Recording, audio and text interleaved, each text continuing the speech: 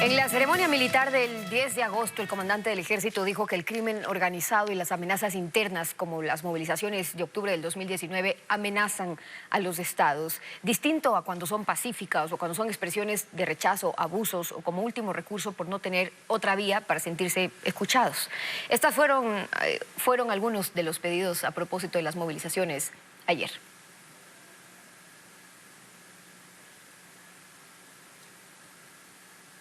Escuche. Vivimos una era de escenarios extremadamente volátiles, inciertos, complejos y ambiguos, en los cuales los riesgos y amenazas a los estados se multiplican por la acción del crimen organizado internacional y por la grave alteración interna, como se pudo evidenciar en los incidentes de octubre del 2019. Ya les mostramos eso. Por ahora saludamos a Alexandra Vela, ministra de Gobierno. Buenos días, bienvenida a Contacto Directo. Buenos días, Estefi. ¿Cuál es la respuesta del gobierno a algunos de los pedidos que escuchamos ayer? Si podemos presentarlo ahora. Ministra, lo vemos juntas.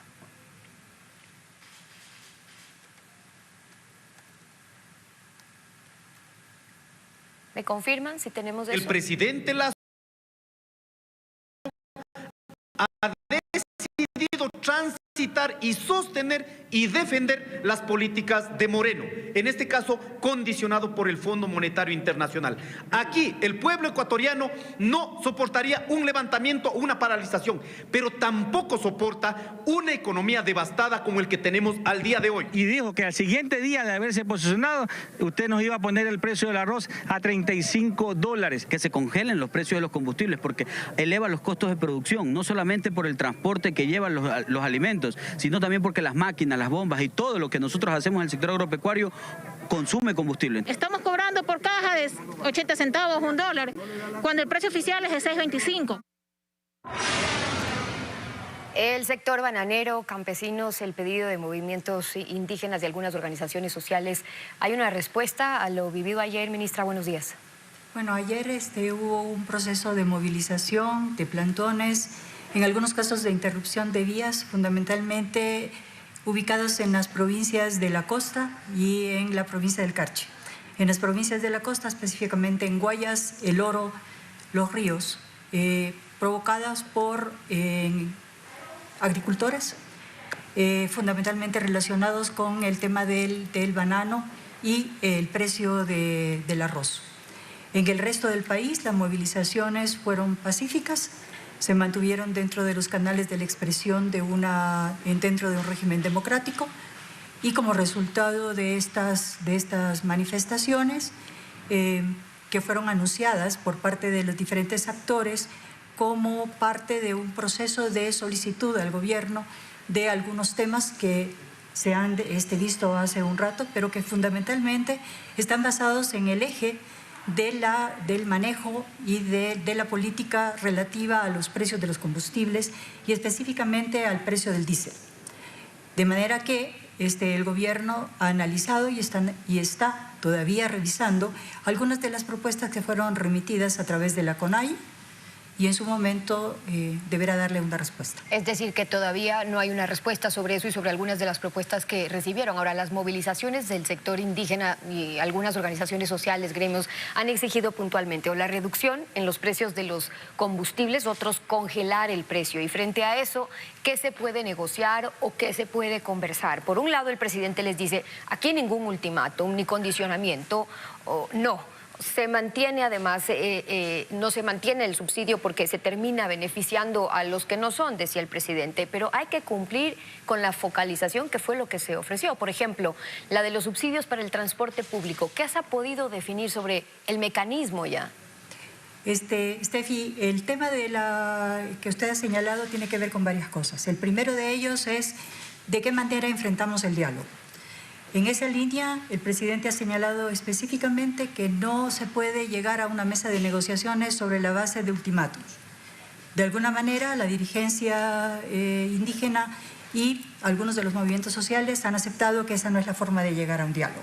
En segundo lugar, tampoco podemos solamente partir de posiciones. Si usted parte de una posición, el otro pondrá una posición al frente y de esa manera no podemos llegar a ningún acuerdo.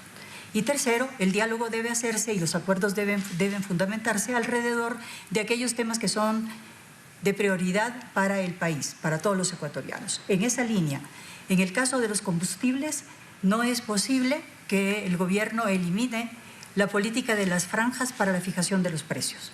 Esa no es una posibilidad que tenemos. Es una posibilidad y en eso se ha estado trabajando en las diferentes mesas que se han llevado adelante con los transportistas a lo largo de los últimos 30 días más o menos. ¿Cuál es el mecanismo para llegar hasta eso? La focalización. En ese mecanismo de focalización se han hecho algunos avances y en este momento se está tratando de verificar las últimas cifras para poder presentar lo que será la propuesta de focalización del gobierno. ¿Qué es lo que está siendo difícil con el tiempo que supone, sin duda, pero que finalmente se puedan establecer los mecanismos de aplicación de la focalización? Porque está claro, ya se ha dicho desde un inicio, que hacia donde se quiere caminar o la propuesta del gobierno es la focalización. Pero hay temas puntuales y pedidos en la transportación pública, por ejemplo, sobre cómo debería ser el mecanismo para que se vean beneficiados quienes realmente se tienen que ver beneficiados. Y otros sectores, como ayer, que tuvieron también dentro de esa movilización, escuchábamos a los productores, los bananeros de Los Ríos, del Oro, del Guaya, sí, pedían el pago del precio mínimo de sustentación, pero también esa solución al alto costo de los combustibles, como lo ven ellos. Para ellos, para los demás productores, por ejemplo, que terminan traduciendo un alza en el precio al consumidor, ¿qué están cerca de definir allí? En esa línea usted tiene que trabajar sobre la base de los diferentes segmentos del transporte. Una parte es la franja del transporte público de carácter urbano, intercantonal e interprovincial. Otra cosa es el transporte de tipo comunitario, que generalmente es un transporte de doble tipo. Es un transporte que en algunos casos maneja mercancías y en el otro caso maneja el transporte de personas. ¿Cuál debería tenerse en cuenta fundamentalmente? El que se relaciona con el transporte de las personas. Luego tiene usted una franja de transporte que es el transporte pesado. El transporte pesado no tiene tarifas como en el caso del transporte público, que son fijadas en función de la gran mayoría de ecuatorianos que utiliza un bus. Entonces, ellos deben tener un tratamiento de diferente tipo. El otro tema es, y bueno, así hay varias categorías, pero este no es el objeto de la pregunta. ¿Para cuándo podrían? Porque las categorías las tenemos claras, ministra, pero ya sobre cómo se va a aplicar, conociendo, claro, la diferenciación por cada segmento, además, ¿para cuándo estiman que se pueda saber cuáles son esos mecanismos que ha venido trabajando el gobierno después de conversarlo también con los distintos sectores y habiendo revisado las propuestas que recibieron en los últimos días? En este momento se está trabajando sobre las cifras que fueron entregadas por parte de todos los transportistas y se está verificando cada una de esas cifras contra los datos que tiene el gobierno.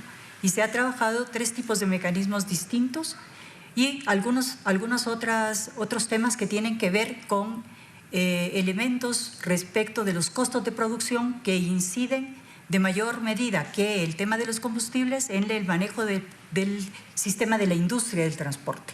De manera que en este momento se está haciendo la parte final del proceso para la estabilización del subsidio.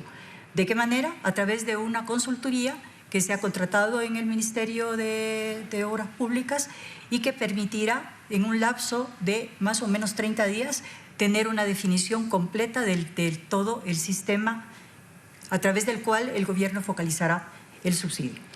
Ayer el comandante del Ejército, lo escuchamos al empezar esta entrevista, ministra, advertía que se están multiplicando los riesgos, las amenazas a los estados por la acción del crimen organizado internacional. La violencia que estamos viendo como consecuencia de ese crimen organizado merece toda nuestra atención. El mando militar les pidió en esa ceremonia más presupuesto y protección legal para los soldados. ¿Está el gobierno en capacidad de hacerlo? El gobierno tiene en cuenta en este momento los 2 presupuestos que debe enviar a la Asamblea Nacional. El primero, el presupuesto relativo a este año, porque como todos ustedes saben, en un año de elección en el que se hace cambio de mando, se debe enviar a la Asamblea Nacional 2 presupuestos. El presupuesto del año que está corriendo es del año 2021 y el presupuesto que se proyecta para el año 2022. En este momento el gobierno ha tenido en cuenta las solicitudes no solamente de los militares, sino también del resto de los sectores del país en un presupuesto que es un presupuesto ajustado a la realidad de las dificultades económicas que enfrenta el país. Y dentro de esas limitaciones, el gobierno está atendiendo cada uno de los sectores, incluyendo la solicitud que fue hecha ayer durante la ceremonia de cambio de mando al gobierno nacional. Eso en cuanto a los presupuestos, pero además ese pedido, cuando hablan de protección legal, lo que se busca es que mañana no sean enjuiciados, digo, lo que busca el mando militar con sus declaraciones es que mañana no puedan ser enjuiciados con acusaciones de lesa humanidad como lo ocurrido en el 30S, que fue lo que advirtieron. Pero por otro lado, ¿cómo quedan impunes abusos en el caso de que se den? ¿Cuál es la posición? Es un tema delicado. ¿Cuál es la posición del gobierno frente a este pedido? Ese es un tema que, como usted señala, es complejo.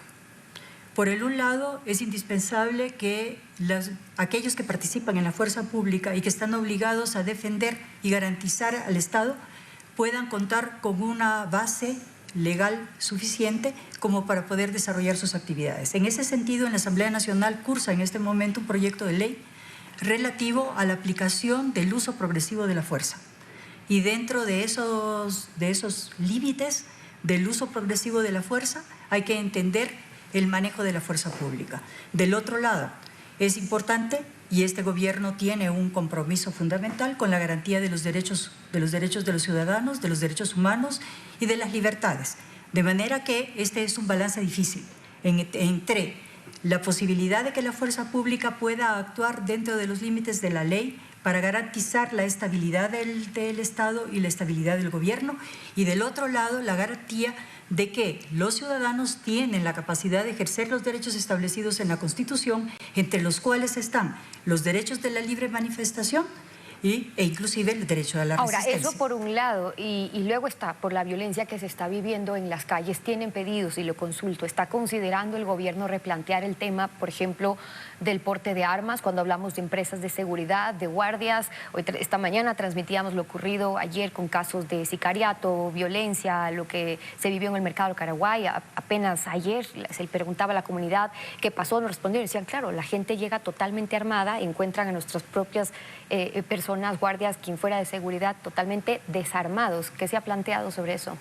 En este momento hay dos tipos de planteamientos que se están realizando y que se están analizando.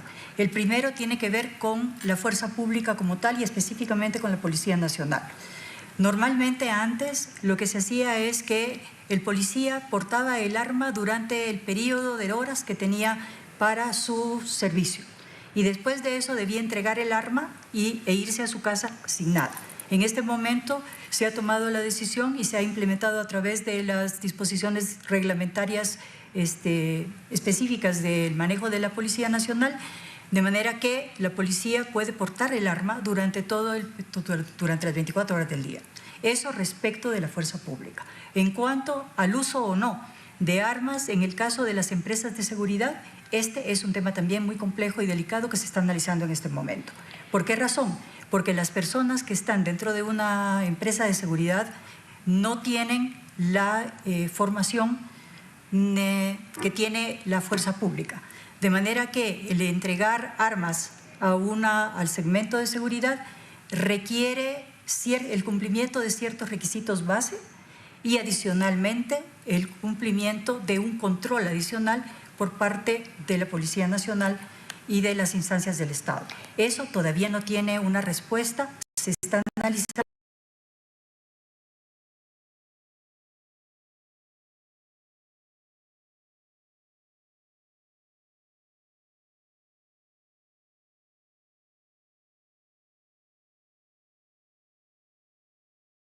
Y eso ya es evidente. Por eso siguen sin enviar los proyectos importantes cuando se acercan ya a cumplir esos 100 días, o están esperando lograr más votos. No, usted ha señalado un tema que es fundamental, la fragmentación que existe dentro de la Asamblea Nacional. De manera que es difícil poder contar con una mayoría de respaldo a las propuestas legislativas de la agenda del gobierno. Eso es una realidad y todos los ecuatorianos la conocen. ¿De qué manera se pueden enfrentar esos problemas? A través de diferentes formas de aproximación para lograr llegar a los consensos indispensables. ¿Alrededor de qué se hacen los consensos? Alrededor del programa de gobierno y de los contenidos de las propuestas legislativas del gobierno que van a ser presentadas a la Asamblea Nacional. Le doy un ejemplo. El día lunes próximo, el presidente de la República llevará a la Asamblea Nacional el proyecto de ley de educación superior. Este proyecto de ley busca responder a 3 demandas fundamentales que le fueron planteadas al presidente. El primero, la libertad de las universidades para poder trabajar y producir las carreras que son indispensables y las maestrías que son necesarias para el desarrollo del Ecuador. Segundo, con total libertad. El segundo, el hecho de que los estudiantes puedan estudiar aquello que a bien tengan dentro del sistema universitario y de acuerdo con los estándares que cada universidad establezca. Y tercero, el hecho de la conformación de los entes de control y de regulación del sistema universitario de manera que respondan a las realidades y a las tendencias del mundo moderno. Este proyecto de ley ha sido, en primer lugar, conocido y consensuado con el bloque legislativo del gobierno, el bloque de Creo, más el bloque del BAN. En los próximos 48 horas, el gobierno además presentará y consensuará este proyecto de ley con la izquierda democrática, con el bloque de la izquierda democrática, con el bloque del Partido Social Cristiano y posteriormente se lo presentará a los bloques de Pachacutic y de UNES. Esa es una forma de aproximación a los proyectos de manera que sean conocidos tanto por los bloques de gobierno como por los de la oposición y que alrededor de ellos lleguemos a los consensos. Partiendo de la gestión que hace el gobierno también en la Asamblea, luego hay que ver finalmente cómo quedan definidos esos votos. Alexandra Vela, ministra de Gobierno, gracias por haber estado con nosotros. Gracias.